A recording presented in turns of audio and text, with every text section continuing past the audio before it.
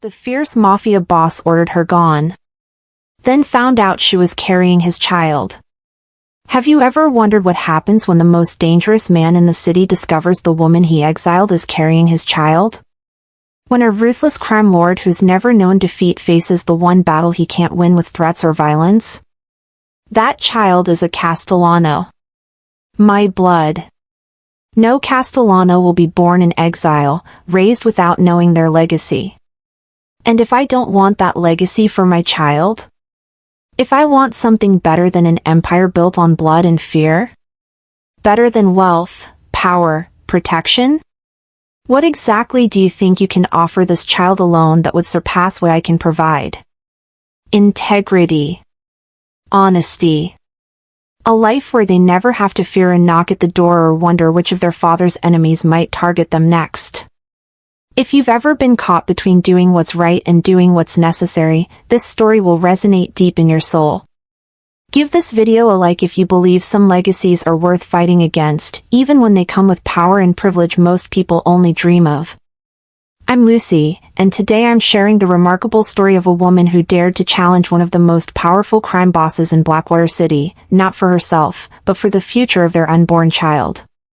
The rain fell in sheets across the neon-lit streets of Blackwater City, washing away the day's grime but doing nothing to cleanse the secrets that clung to its shadows. In the penthouse suite of the Obsidian Tower, Vittorio Castellano stood at the floor-to-ceiling windows, his reflection a dark silhouette against the storm-lashed glass. At 38, he commanded not just the most successful investment firm in the city's financial district, but also the Castellano crime family, an empire built on blood, loyalty, and ruthless efficiency. "It's done," said Marco, his consigliere since childhood, standing respectfully at the threshold of the room.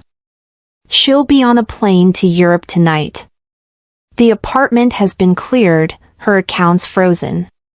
By morning, it will be as if Eliza Winters never existed in Blackwater." Vittorio didn't turn, his gaze fixed on the distant harbor lights blurred by rain. "And she accepted the terms?" Marco hesitated, just long enough for Vittorio to notice. "Not exactly, boss. She took the money, but she refused to sign the agreement. Said some things weren't for sale." A muscle twitched in Vittorio's jaw, the only visible sign of his displeasure. 3 months ago, Eliza Winters had been nothing more than his company's brilliant new financial analyst, a woman with extraordinary talent for predicting market shifts and an unfortunate habit of asking too many questions. Questions that had led her to discover the elaborate money laundering operation that formed the backbone of the Castellano legitimate businesses. Most people who uncovered such secrets didn't live long enough to share them. But something about Eliza, her fearless intelligence, perhaps, or the way she'd looked at him with disappointment rather than fear when confronted, had stayed Vittorio's usual response. Instead, he'd made her his mistress, keeping her close, seducing her with his world while ensuring she remained dependent on his goodwill. It had been a tactical decision. At least, that's what he'd told himself. Until she'd become a liability he could no longer afford. "The agreement is irrelevant," Vittorio said finally, turning from the window. "As long as she's gone. The Moretti situation requires my full attention now." Marco nodded, relief evident in his posture. The brewing conflict with the rival Moretti family had been escalating for weeks, threatening to erupt into the first true mob war Blackwater had seen in a generation. "The captains are waiting in the conference room. Shall I tell them you're coming?" 5 minutes. Alone again, Vittorio poured himself 2 fingers of 30-year-old scotch, the amber liquid catching the light as he raised it in a silent toast to necessity. To survival. To the choices that defined men in his position. He ignored the hollow feeling spreading beneath his ribs. Eliza Winters had been a mistake. A momentary weakness. Nothing more. By morning, she would be forgotten. But Eliza wasn't so easily erased from Vittorio's thoughts. As the weeks passed and the conflict with the Moretti family intensified, he found himself waking in the night, reaching for a woman who wasn't there. The The scent of her perfume, jasmine and vanilla, seemed to linger in his penthouse despite his orders to have the place thoroughly cleaned and redecorated. "You're distracted," Antonio Castellano, Vittorio's uncle and most trusted advisor, observed during a strategy meeting 6 weeks after Eliza's departure. "The Morettis will exploit any weakness they perceive. You need to be sharper than ever." "I'm focused," Vittorio replied coldly, though they both knew it wasn't entirely true. Later that same day, as Vittorio sat in his private doctor's office, that fragile focus shattered completely. He stared at the medical file that had been delivered by courier that morning, the implications of its contents rewriting everything he thought he knew. "You're certain?" he asked, his voice dangerously quiet. Dr. Abernathy, who had served the Castellano family for 20 years, nodded gravely. "The DNA test is conclusive. The child Ms. Winters is carrying is unquestionably yours." Vittorio's fingers tightened on the file, crinkling the expensive paper. When his security team had reported Eliza's visit to a women's clinic in Geneva, he'd assumed she was ill. Having her medical records acquired had been merely precautionary, a loose end to be checked before fully closing the book on their association. Instead, he'd found this. How far along? 14 weeks. The child was conceived approximately 2 months before her departure. Which meant she'd known. She'd known when she'd taken his money and boarded that plane. Known and chosen to say nothing. "Where is she now?" Vittorio demanded, already reaching for his phone. "Still in Geneva, according to our last intelligence," Marco replied from his position by the door. "Staying at the lakeside residences under her mother's maiden name. She's been working remotely for a Swiss financial firm." "Bring her back," Vittorio ordered, his tone leaving no room for discussion. "Whatever it takes." Marco shifted uncomfortably. "Boss, with respect, is that wise? The Moretti situation is at a critical point. Bringing her back now could complicate matters." Vittorio fixed his consigliere with a stare that had made hardened criminals confess their sins. "That child is a Castellano. My blood. No Castellano will be born in exile, raised without knowing their legacy." He stood, straightening his immaculate suit jacket. "Find her. Bring her home. Use whatever resources necessary." As Marco left to execute his orders, Vittorio returned to the window, a habit when his thoughts required ordering. The Moretti conflict was indeed reaching its climax. His enemies were circling, sensing vulnerability. Adding a pregnant former mistress to this volatile mix was strategically unsound. Yet the thought of his child, his heir, growing in Eliza's womb thousands of miles away filled him with a possessive rage he couldn't rationalize. This wasn't about strategy. This was about something more primal, more absolute. Family. Legacy. Possession. Eliza Winters had taken something that belonged to him. And Vittorio Castellano always reclaimed what was his. If you're shocked by Vittorio's reaction to discovering Eliza's pregnancy, hit that like button. And if you're wondering how far he'll go to bring back the woman carrying his child, subscribe to Lucy Love Stories for more tales of passion, power, and the impossible choices we make for those we care about. The Geneva safe house was quiet save for the gentle ticking of an antique clock and the occasional crackle from the fireplace. Eliza Winters sat in a leather armchair, one hand resting protectively over the small swell of her abdomen, the other holding a book she wasn't reading. Her dark hair fell in waves around a face that had grown more angular in recent weeks, her green eyes shadowed with wariness. When the door opened, she didn't startle. Some part of her had been expecting this moment since the day she'd discovered the pregnancy. "Hello, Vittorio," she said quietly, setting aside her book. "Your men were surprisingly gentle this time." Vittorio dismissed the security detail with a gesture, waiting until the door closed behind them before approaching. He looked exactly as she remembered, powerful, controlled, devastatingly handsome in his bespoke suit, with eyes that missed nothing and revealed less. "You're carrying my child," he said without preamble. "I'm carrying a child," Eliza corrected, meeting his gaze steadily. "My child. Our DNA says otherwise." A bitter smile touched her lips. "Of course you ran tests.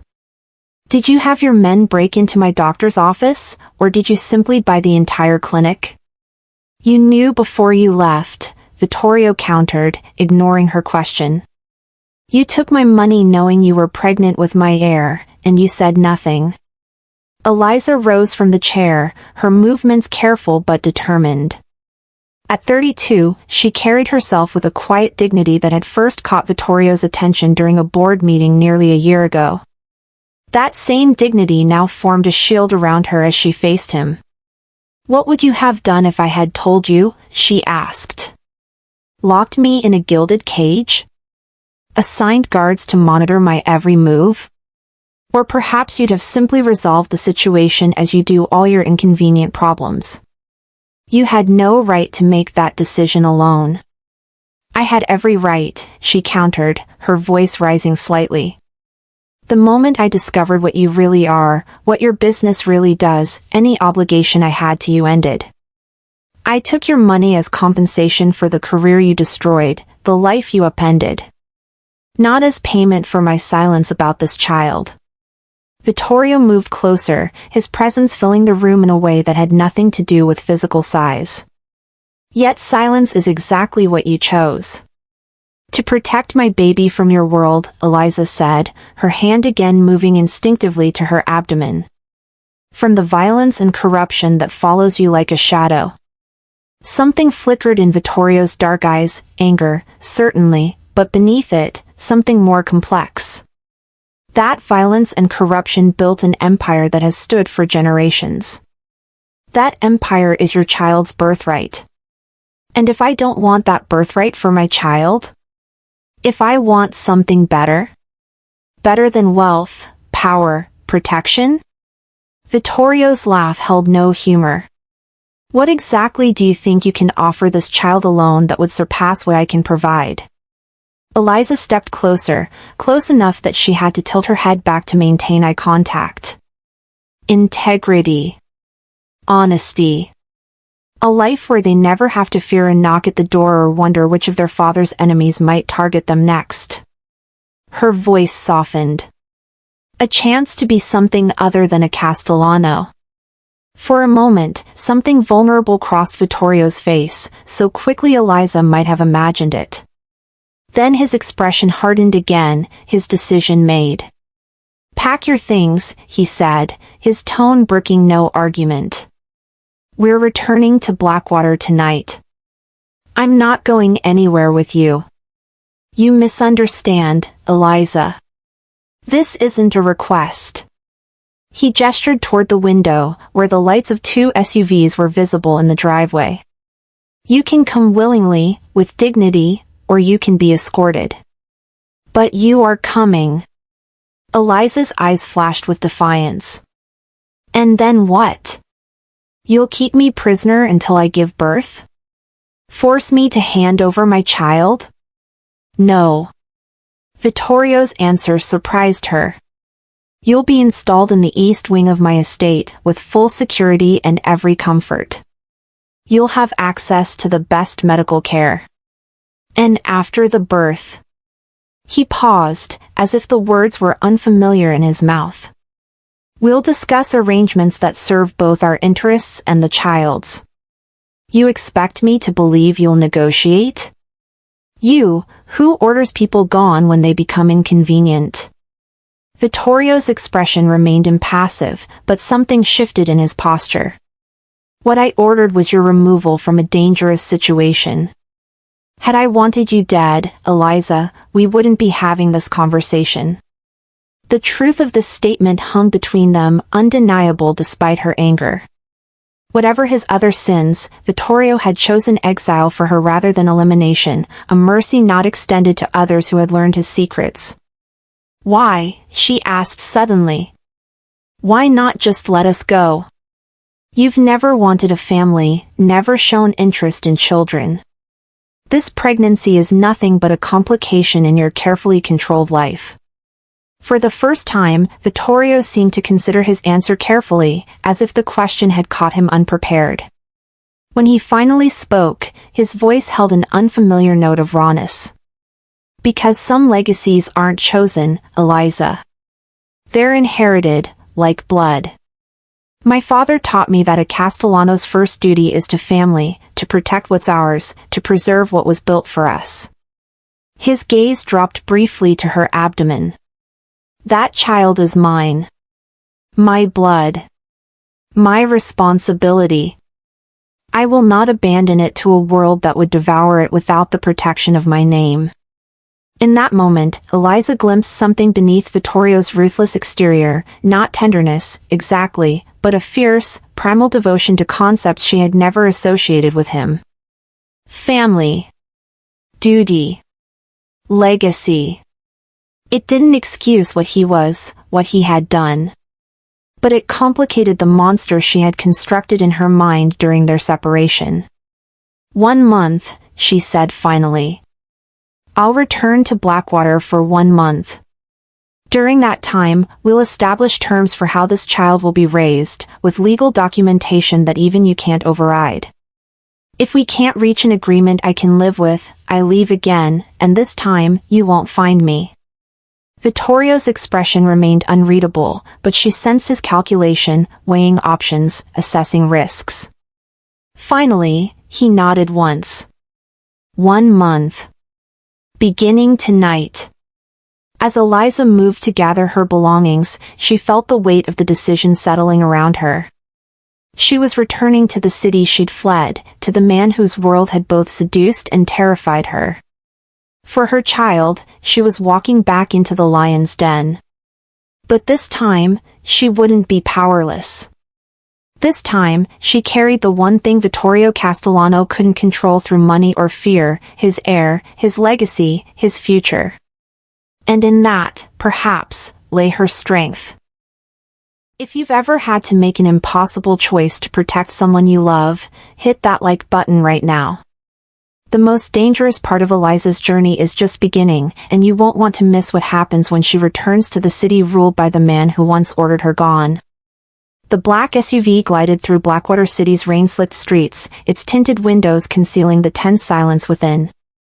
Eliza watched the familiar skyline emerge through the mist, the obsidian tower rising like a monolith above the surrounding buildings, a physical manifestation of Vittorio's power and influence.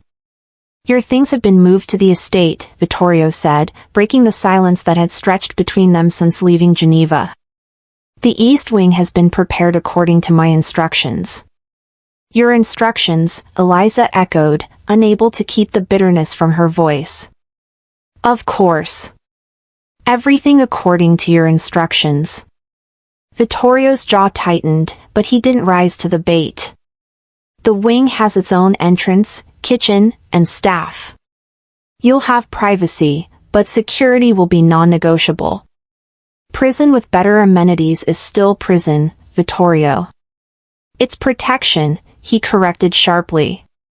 The Moretti family would consider you and the child valuable leverage against me. Until that situation is resolved, your safety requires certain restrictions. Eliza turned to face him fully. And how long will this situation take to resolve? Something dangerous flickered in Vittorio's eyes. As long as necessary.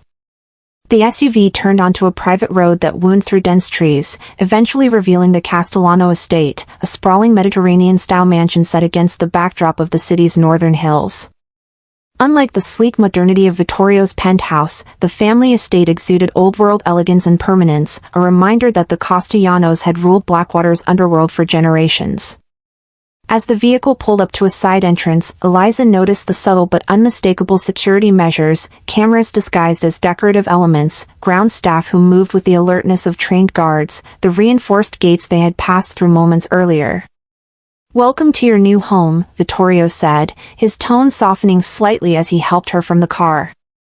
At least for the next month. The East Wing exceeded even Eliza's expectations. Spacious rooms with high ceilings opened onto a private garden, visible through floor-to-ceiling windows that flooded the space with natural light despite the persistent rain. The decor was elegant but comfortable, nothing like the austere minimalism Vittorio preferred in his personal spaces. "This was my mother's wing," he explained, watching Eliza's reaction carefully. "No one has used it since she passed." The unexpected revelation caught Eliza off guard. In all their time together, Vittorio had rarely mentioned his mother, a woman who had died when he was just 16. This glimpse into his personal history felt strangely intimate, more so than their physical relationship had ever been. "It's beautiful," she admitted, running her fingers along a marble countertop. "Thank you." Vittorio nodded, seemingly satisfied with her response. "Dr. Abernathy will visit tomorrow to establish your prenatal care routine. In the meantime, rest. We'll discuss terms after you've settled." As he turned to leave, Eliza called after him. "Vittorio." He paused, looking back. "I meant what I said. 1 month. If we can't reach an agreement by then..." "We will," he said with the absolute certainty of a man unaccustomed to failure. "This child will have both of us, Eliza. One way or another." The first week passed in a strange limbo. True to his word, Vittorio gave Eliza space, their interactions limited to brief, formal discussions about her health and needs. Dr. Abernathy confirmed that both she and the baby were doing well, though he gently suggested reducing stress, a recommendation that made Eliza laugh bitterly after he'd gone. Reduce stress while living under the same roof as a crime lord engaged in a brewing mob war? While negotiating for her child's future with a man who eliminated problems as easily as others canceled dinner plans? The absurdity of it was almost overwhelming. On the 8th day, as Eliza was having breakfast in her private garden, Vittorio appeared, dressed not in his usual suit but in casual slacks and a light sweater that softened his imposing presence. "Walk with me," he said, not quite a command but not quite a request either. Curiosity won out over defiance, and Eliza found herself strolling beside him through the estate's extensive grounds. They walked in silence for several minutes before Vittorio spoke again. "My father built this place when I was a child," he said, gesturing to the manicured gardens surrounding them. "Before that, the Castellanos lived in the city, closer to their operations. But my mother wanted something different for their children, a place away from the family business, where we could experience some semblance of normalcy." Eliza glanced at him, surprised by this voluntary sharing of personal history. "Did it work?" A ghost of a smile touched Vittorio's lips. "For a time. My earliest memories are here, learning to swim in the pool, climbing trees with my younger brother, my mother reading to us in the garden." His expression darkened. Then reality intruded. "My brother was kidnapped by a rival family when he was 7. They returned him piece by piece over the course of a week." Eliza's hand flew to her mouth, horror washing over her. "Vittorio, my father eliminated that entire family," he continued, his voice detached, clinical. "Every member, down to distant cousins. It took him 3 years. By the time he finished, my mother had retreated into herself, barely speaking, barely living. She died of what the doctors called heart failure, but everyone knew it was grief." They had reached a small memorial garden, centered around an elegant marble statue of a woman with a gentle face, her hand extended as if in blessing. Vittorio stopped, his gaze fixed on the statue. "This is the world you want to protect our child from," he said quietly. "I understand that, Eliza. Better than you might think." "Then why bring us back?" she asked, genuinely confused. "Why insist on raising a child in this environment if you know the dangers?" Vittorio turned to face her, his expression more open than she had ever seen it. "Because the alternative is worse.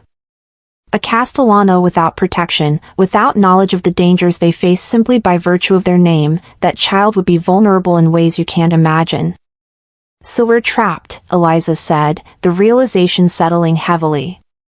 No matter what I do, no matter where I go, this child will always be a Castellano.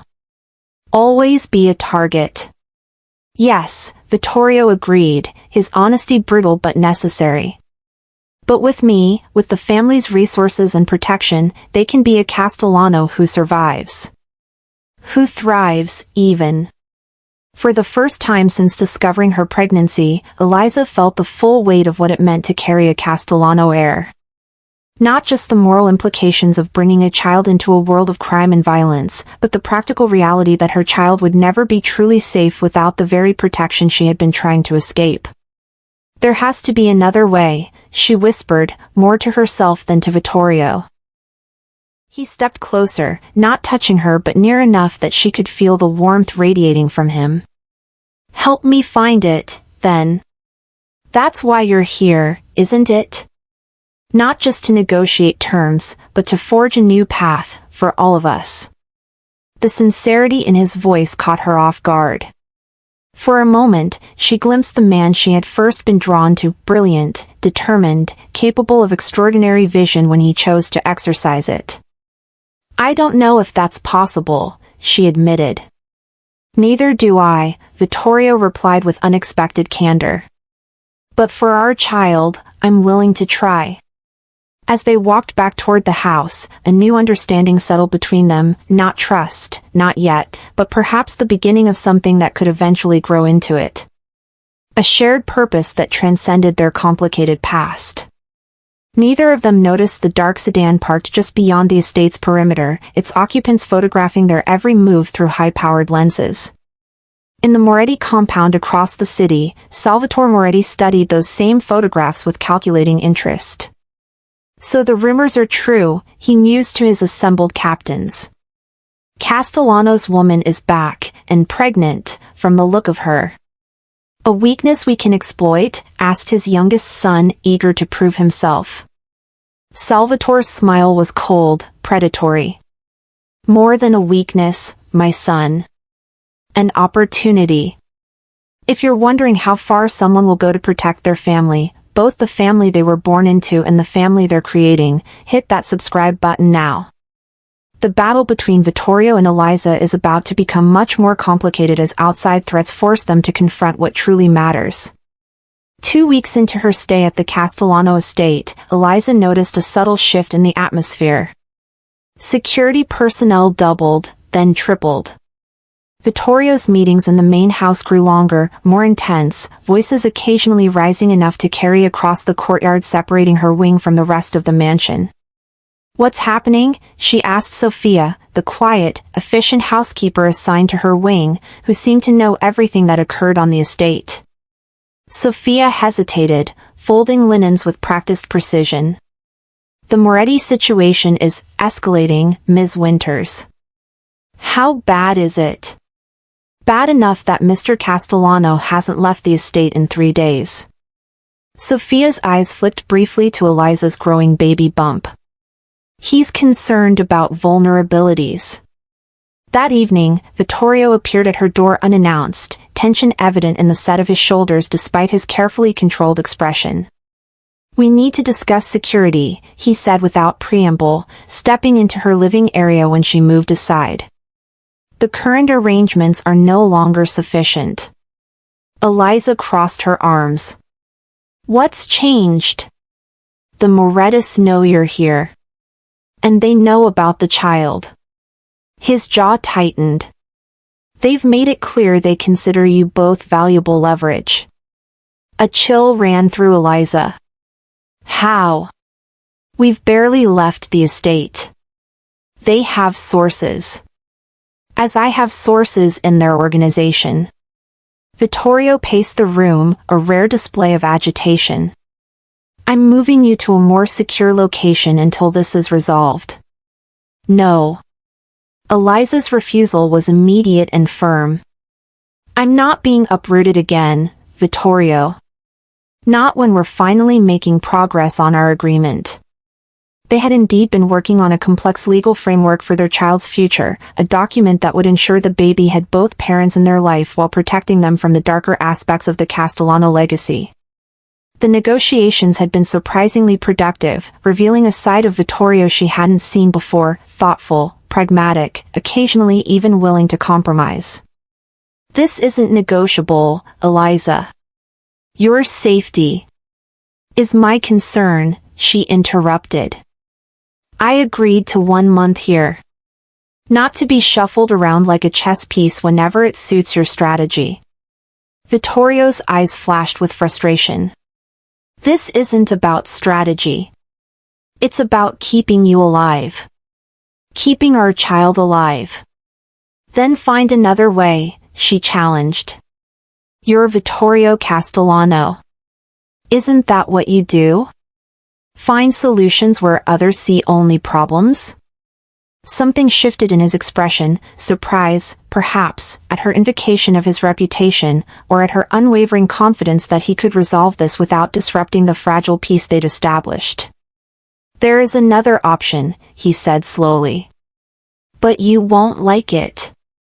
Try me. We get married. Immediately." Eliza stared at him, certain she'd misheard. "Excuse me?" "A Castellano wife has protections that a mistress doesn't," Vittorio explained, his tone matter-of-fact. "Traditions even the Morettas respect. It would buy us time to finish this conflict on my terms." "You can't be serious." "Entirely serious." He stepped closer, his gaze intense. "It would be a temporary arrangement, of course. Once the Moretti threat is neutralized and our child is born, we can revisit the terms." Eliza laughed, the sound brittle with disbelief. "A marriage of convenience to a crime lord. This is what my life has come to." "A practical solution to an immediate problem," Vittorio corrected. "Nothing more." "And if I refuse?" His expression hardened. "Then I move you to a secure location tonight, with or without your cooperation." "I won't risk our child's safety for your comfort or convenience, Eliza." The ultimatum hung between them, heavy with implications. Eliza turned away, moving to the window that overlooked the garden where they had walked 2 weeks earlier. The statue of Vittorio's mother was visible in the distance, serene and unchanging amid the estate's lush greenery. "Your mother," she said suddenly. "Was she part of your father's world before they married? Did she know what she was getting into?" The question seemed to catch Vittorio off guard. "No," he admitted after a moment.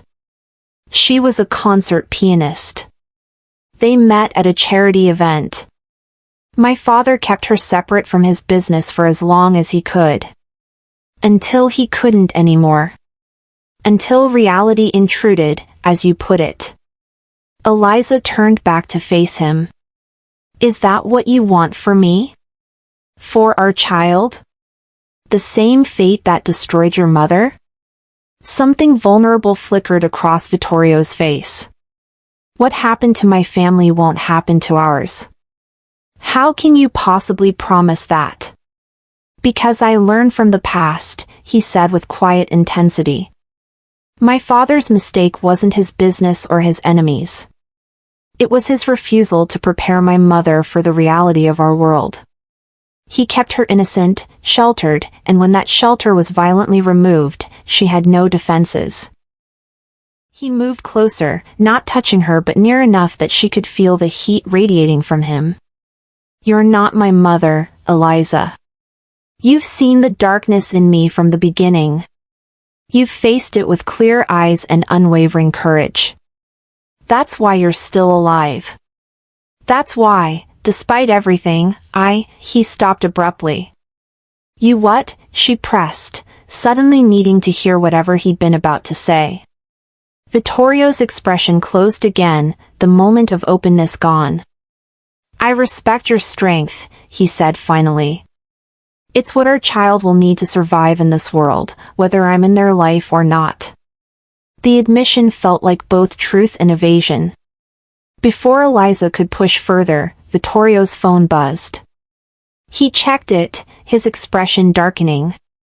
"We're out of time," he said, slipping the phone back into his pocket. "The Morettis have made their move. 3 of my businesses were hit simultaneously tonight. This is just the beginning." Eliza felt the weight of the decision pressing down on her. A marriage of convenience to the man who had once ordered her exile. A temporary shield against forces that threatened not just her, but the innocent life growing inside her. "If we do this," she said slowly, "it changes nothing about our agreement regarding the child. We still finish negotiating terms. We still create legal protections that even you can't override." Agreed. "And it really would be temporary? Once the threat is gone." "We dissolve the marriage," Vittorio confirmed. "Unless you find my company so irresistible you can't bear to part with me." The ghost of a smile touched his lips, a glimpse of the charm that had first drawn her to him. Despite everything, Eliza felt an answering smile tug at her mouth. "I think I'll manage to contain my passion." "Then we have an agreement?" She took a deep breath, placing a protective hand over her abdomen. "Yes. For our child's safety, I'll become Mrs. Castellano, temporarily." The civil ceremony took place the following morning in Vittorio's study, witnessed only by Marco, Sophia, and Judge Reynolds, a family ally who asked no questions about the hasty arrangement. Eliza wore a simple cream dress that Sophia had procured overnight, while Vittorio dressed in one of his impeccable suits, the only concession to the occasion a white rose in his lapel that matched the small bouquet in Eliza's hands. As they exchanged vows, practical, stripped of romantic pretense, Eliza couldn't help but reflect on the strange path that had led her here. From ambitious financial analyst to mistress to exile to reluctant bride, all in the span of less than a year. None of it according to her plans or desires, yet somehow feeling increasingly like a journey she was meant to take. When Vittorio slipped the ring onto her finger, a simple platinum band rather than the ostentatious diamond she had expected, their eyes met, and for a moment, something unspoken passed between them. Not love, not yet, but perhaps understanding. Recognition of the complex bond forming between them, forged not through romance but through shared purpose and mutual respect. "With this ring, I thee wed," he said, the traditional words carrying weight despite the pragmatic nature of their arrangement. As Judge Reynolds pronounced them husband and wife, the study door burst open. Antonio Castellano, Vittorio's uncle, stood in the doorway, his expression grim. "It's happened," he said without preamble. "The Morettis have taken Marco's daughter. They're demanding a meeting." The room froze. Marco's face drained of color, his normally stoic demeanor crumbling as he staggered slightly. "Isabella?" he whispered. "They have my Isabella?" Vittorio's transformation was immediate and chilling. The man who had moments ago been a solemn but civilized groom vanished, replaced by something colder, harder, the true face of the Castellano crime lord. "When?" he demanded. 20 minutes ago. Outside her university. They sent this." Antonio held out a phone displaying a photo of a terrified young woman, bound and blindfolded, a newspaper with today's date visible beside her. "They're demanding you come alone," Antonio continued. "Salvatore wants to negotiate personally."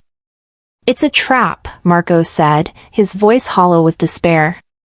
"Vittorio, they'll kill you both." Vittorio turned to Eliza, something apologetic in his gaze. "It seems our honeymoon will have to wait." "You can't seriously be considering going," she said, stunned by his calm in the face of this crisis. "Isabella is family," he replied simply, as if that explained everything. And perhaps, Eliza realized, in his world, it did. "There has to be another way," she insisted, echoing his own words from their earlier conversation about the child. For a moment, Vittorio's mask slipped, revealing the weight of the impossible choice before him. "Find it for me," Then, he said quietly, his words for her alone. That brilliant mind of yours that first caught my attention, use it now, when it matters most. As the men moved to the door, already discussing strategy and resources, Eliza felt a strange calm settle over her. This was the reality of the world she had married into, however temporarily, however pragmatically.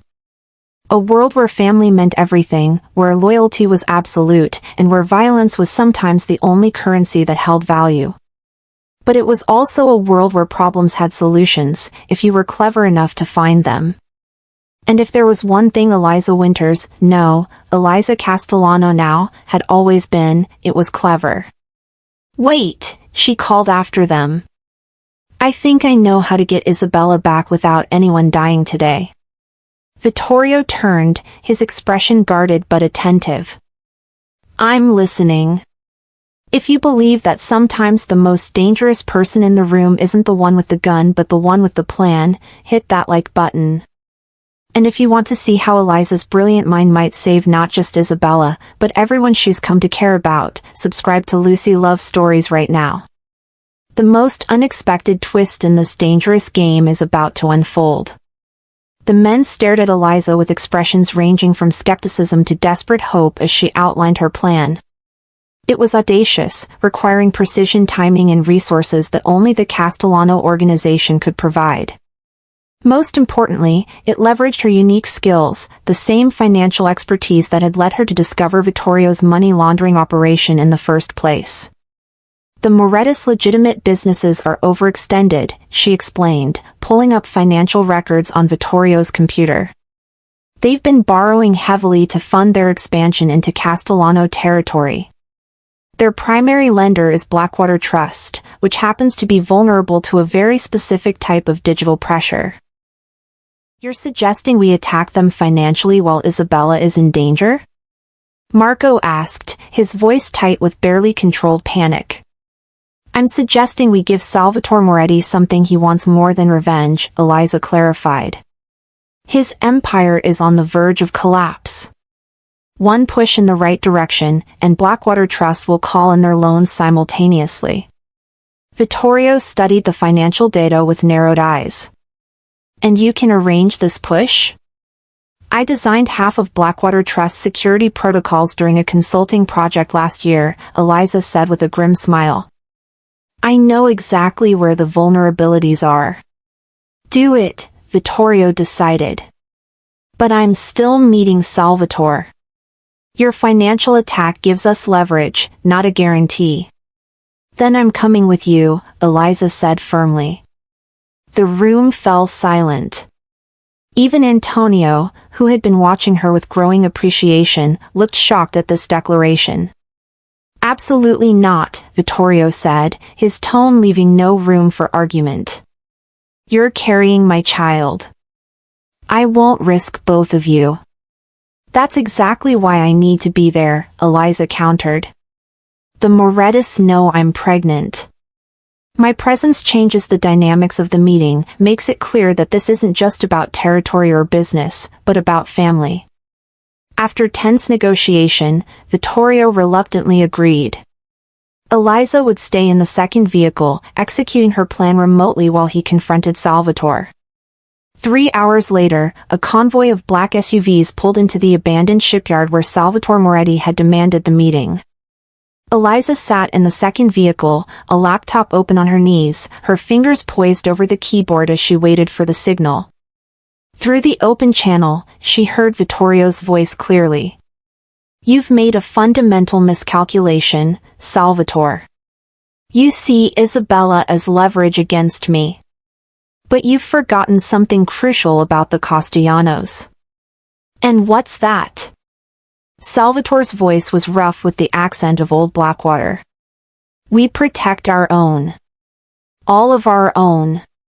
Including my wife and unborn child, who at this moment is dismantling your financial empire piece by piece. That was the signal. Eliza's fingers flew across the keyboard, executing the commands that would set their plan in motion. Within seconds, confirmation messages began appearing on her screen, accounts frozen, loans flagged, evidence delivered to key decision-makers at Blackwater Trust. "It's done," she whispered to her guard, who relayed the message to Vittorio. Inside the warehouse, Salvatore's phone began buzzing incessantly. His expression changed from smug confidence to confusion, then alarm as he read the incoming messages. "What have you done?" he demanded, his face flushing with rage. "Exactly what I said," Vittorio replied calmly. "While you were focused on revenge, my wife was focused on survival, yours, as it happens. Release Isabella, call off your vendetta against my family, and I'll have the financial measures reversed before your empire crumbles completely." The warehouse erupted into chaos as Salvatore barked orders at his men, demanding verification. One by one, their faces fell as the truth became clear: the Moretti financial empire was moments away from collapse. "The girl," Vittorio reminded him, his voice hardening. "And your word that this ends today." Salvatore's shoulders sagged in defeat. With a jerk of his head, he ordered one of his men to untie Isabella, who stumbled forward into the waiting arms of Vittorio's security team. "This isn't over, Castellano," Salvatore growled, but the threat sounded hollow. "It can be," Vittorio replied evenly. "Or it can get much worse. The choice is yours." As Isabella was safely escorted from the warehouse, Vittorio turned to leave, then paused. "One more thing, Salvatore. If you ever threaten my family again, any member of my family, what happened today will seem like a kindness compared to my response." The convoy departed the shipyard with Isabella safely recovered. In the second SUV, Eliza leaned back against the leather seat, exhaustion washing over her as the adrenaline ebbed. When the door opened and Vittorio slid in beside her, she was surprised by the raw emotion in his eyes. "You did it," he said simply, taking her hand in his. "You saved Isabella without a shot being fired." "We did it," Eliza corrected. "It was your willingness to try something different that made it possible." For a long moment, they sat in silence, hands clasped, the weight of what they had accomplished settling between them. Then Vittorio spoke again, his voice uncharacteristically hesitant. "What you did today, it changes things." "How so?" "It proves there might be another way. Not just for handling conflicts like this, but for everything. For us. For our child's future." Eliza studied his face, searching for any sign that this was another tactical move, another manipulation. Instead, she found only sincerity and something that looked remarkably like hope. "I thought our marriage was temporary," she reminded him gently. "A practical solution to an immediate problem." "Perhaps I was hasty in that assessment," Vittorio admitted. "Today has shown me that together, we're stronger than either of us alone. You bring something to the Castellano family that it has desperately needed, a different perspective, a different approach." "Are you proposing we stay married?" Eliza asked, unable to keep the surprise from her voice. "I'm proposing we consider it," he clarified. "Not out of necessity or strategy, but because it might be the right choice for our child. For both of us." The convoy pulled through the gates of the Castellano estate, where Marco was already reuniting with Isabella, his stoic facade crumbling as he embraced his daughter. The sight brought unexpected tears to Eliza's eyes, a reminder of what truly mattered in this complex, dangerous world they inhabited. "I don't know if I can be the wife of a crime lord," she said honestly. "Even one who's trying to change. I don't know if I can be anything other than what I am," he countered. "But for you, for our child, I'm willing to try." It wasn't a declaration of love. It wasn't even a promise of transformation. But in its raw honesty, it offered something perhaps more valuable, the possibility of growth, of evolution, of finding a middle path between their two worlds. "One day at a time," Eliza suggested, her free hand moving to rest on her growing abdomen. "We see where this leads us." Vittorio's smile was small but genuine. One day at a time, he agreed. 3 months later, as autumn painted Blackwater City in shades of gold and crimson, Eliza stood in the garden of the Castellano estate, watching the sunset from beside the statue of Vittorio's mother. Her pregnancy had progressed beautifully, her body now heavy with the child that would arrive in just a few weeks. The sound of footsteps on the gravel path announced Vittorio's approach. He joined her in silent contemplation of the statue, his presence beside her as familiar now as it once had been foreign. The board meeting went well, she asked, knowing he had been presenting a bold new direction for the Castellano legitimate businesses, one that would gradually disentangle them from their more questionable revenue streams. Better than expected, he confirmed. Your financial models were persuasive. Even the old guard is beginning to see the potential in legitimate expansion. It was a small step in a long journey, but a significant one. Since the confrontation with the Morettis, Vittorio had been methodically restructuring his empire, guided by Eliza's expertise and his own growing conviction that there might be a way to preserve the Castellano legacy without the bloodshed that had marked previous generations. And the other matter? She pressed gently. Vittorio's expression softened. The trust is established. Our child's future is secure, regardless of what happens to either of us. The documents are exactly as we agreed: joint custody, equal decision-making authority, and the financial independence you insisted upon. Thank you, Eliza said simply, knowing he understood the depth of meaning behind those 2 words. Vittorio reached for her hand, his fingers intertwining with hers. There's something else I wanted to discuss with you. Oh. Our temporary arrangement, he began. The 1-month timeline you originally proposed has long since passed. Eliza felt her heart rate quicken. They had been living in a strange limbo, legally married, increasingly intimate in their daily interactions, yet never directly addressing the fundamental question of their future together. I find myself hoping you might consider making this arrangement less temporary. Are you asking me to stay married to you, Vittorio Castellano? Eliza asked, unable to suppress a small smile at his uncharacteristic hesitation. I'm asking you to consider building a life with me, he clarified. Not because of our child, though they are certainly part of it. Not because of convenience or strategy or any of the practical reasons that brought us to this point. Then why? She pressed, needing to hear him say it. Vittorio's gaze held hers, more vulnerable than she had ever seen it. Because in trying to protect my legacy, I found something I never expected, someone who challenges me, balances me, makes me want to be better than I am.